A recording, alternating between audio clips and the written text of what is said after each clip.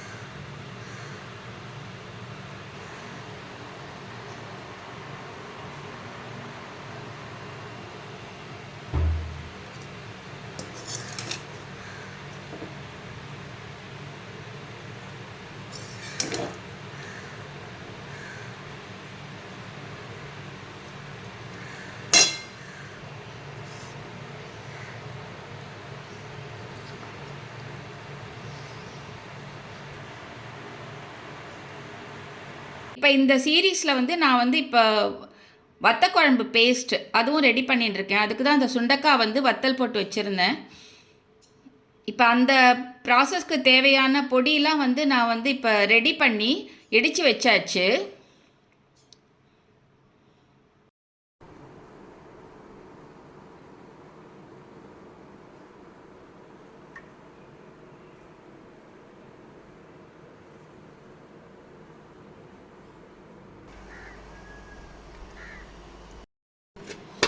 இப்போ நம்ம கடுகு, வெந்தயம், ஒரே ஒரு காஞ்ச மிளகா போட்டு அப்புறம் அந்த அரைச்சி கொட்டின பொடியும் சேர்த்து இதில் நல்லா மிக்ஸ் பண்ணிட்டோம்.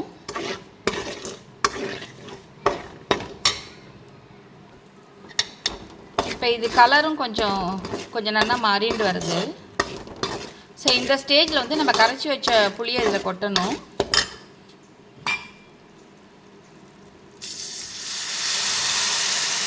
புளி தண்ணி நல்லா திக்காக கரைச்சி வச்சுருக்கேன்.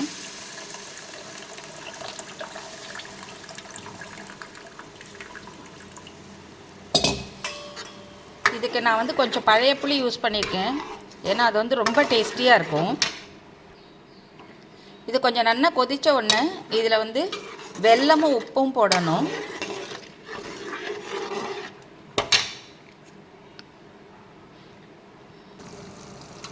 நல்லா கொதிக்க ஆரம்பிச்சிருச்சு.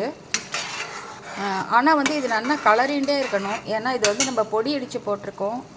புளி வந்து கெட்டியாக கொட்டியிருக்கோம். ஸோ அதனால் வந்து ஈஸியாக அடிப்பிடிச்சிரும். அடிப்பிடிச்சிடுத்துன்னா அவ்வளோதான், டோட்டல் பேட்சே வேஸ்ட்டு தான். டேஸ்ட் வந்து கம்ப்ளீட்டாக மாறிடும், நல்லாவே இருக்காது.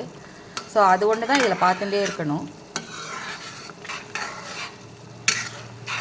இந்த புளி வாசனை போனோன்னு தான் நம்ம வந்து உப்பும் வெல்லமும் போடணும். போட்டுட்டு நம்ம வந்து இந்த வறுத்து வச்ச சுண்டக்காய் இருக்குது,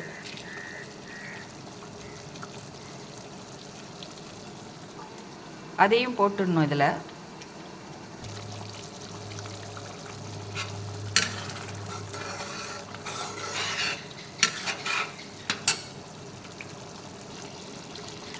இப்போ நல்லா கொதித்து நம்ம போட்ட எண்ணெய்லாம் வந்து மேலே மிதக்க ஆரம்பிச்சுடுது. ஸோ இப்போ வந்து நான் உப்பு வெல்லமும் போட்டேன். இதுலேயே வந்து நம்ம இந்த சுண்டைக்காயும் போட்டுடணும். போட்டுட்டு இப்போ இது வந்து நல்லா தொக்கு பதத்துக்கு வரணும், அதனால் நல்லா சுண்டணும். ஸோ இப்போ வந்து நம்ம வந்து ஸ்டவ்வை சிம்மில் வச்சுட்டு அதை அப்படியே சுண்டி வர அளவுக்கு விடணும். அப்போ பார்த்திங்கன்னா இன்னும் மிச்சம் இருக்கிற எண்ணெய் எல்லாமும் நல்லா மிதந்து மேலே நிற்கும், கெட்டியாகிடும் தொக்கு மாதிரி. அந்த ஸ்டேஜில் இறக்கிட்டு ஆற வச்சுட்டு அப்புறம் பேக் பண்ணணும். இப்போ வத்தக்குழம்பு பேஸ்ட் ரெடி ஆகிடுது. ஸோ நம்ம போட்ட ஆயிலெலாம் நல்லா மேலே ஊஸ் அவுட் ஆகி நல்லா கெட்டியாகிடுது. இப்போ நல்லா ஆறினோடனே இதை பேக் பண்ண வேண்டியது தான். ஸோ இதுக்கப்புறம் இன்னும் ஒரு 2-3 வேல்யூ ஆட்ஸ் யோசிச்சுன்னு இருக்கேன்.